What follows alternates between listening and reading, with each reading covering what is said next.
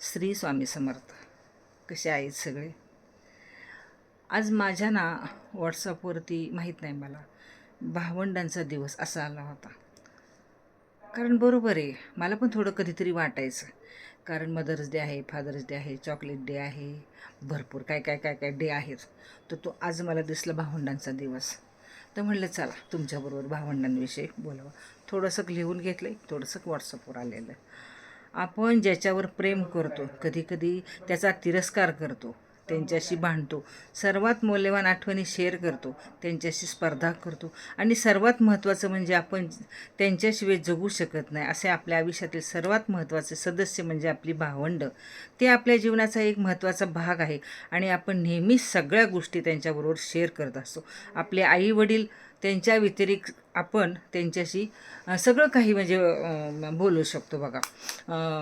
आता मला आठवते आमच्या लग्नाच्या आधीची म्हणजे आमचे तिघांची आता लग्न झालेली आहेत, पण त्यावेळेस लग्नाच्या आधीची गोष्ट म्हणजे आमच्या तिघांच्या.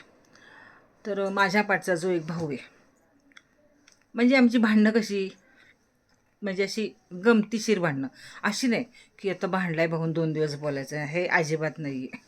आणि आजही आम्ही आजी आजोबा झालो आहे, पण तरीसुद्धा माझा तो भाऊ माझ्याशी भांडत असतो, पण गमतीने बरं का, म्हणजे रागरुसवा अजिबात नाही आहे.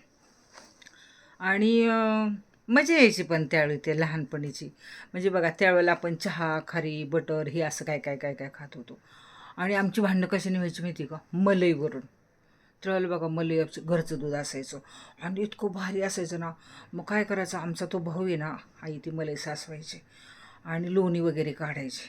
पण हा माझ्या पाठचा भाऊ हा काय करायचा, त्यावेळेला बघा घरामध्येच अशी एक मोरी असायची आंघोळीची आणि ते असं खिडकी होती, ते खिडकीच्या हवा आली की ते लोणी असं वरती यायचं, म्हणून ते तिला असं वाटायचं की लोणी वरती येतं त्या हवेने.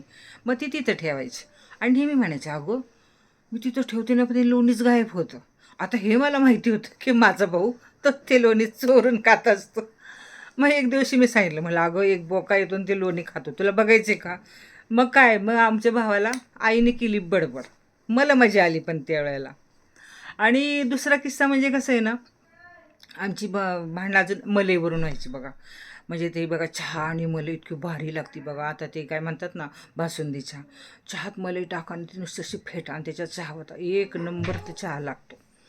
इतका सुंदर तो चहा लागतो ना. माझा नातू आला म्हणून त्याच्याकडे बघितलं. तर काय सांगत होते, हां मग ती चहा आणि ती मलई, मग मी सकाळची मलई मी घेणार, संध्याकाळची मलई तो घेणार. म्हणजे अशी ती आमची भांडणं होती बघा. आणि तो माझा धाकटा बहीण एकदम शांत, एकदम शांत म्हणजे एकदम शांत, कधी भांडत नाही कधी नाही. हां, पण त्याला सगळ्यात आवडतं बिस्किट म्हणजे पार्लेजी. आजही तो पार्लेजी खातो आणि आजही आम्ही त्याला पार्लेजीच देतो.